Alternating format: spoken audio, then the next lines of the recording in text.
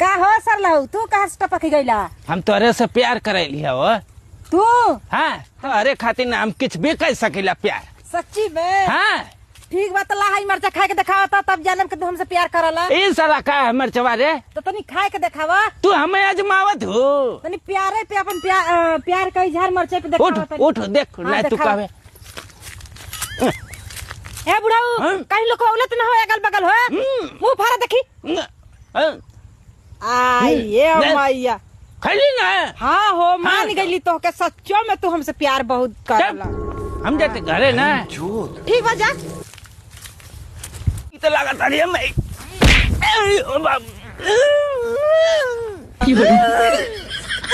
मरचा खाई गेली गाल पड़ गेले। तू यहाँ काहे लोटत हवा हा?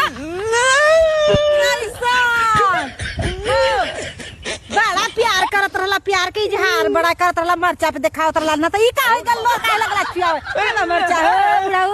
अरे बहनी बड़ी मरचवा तीत रला हो।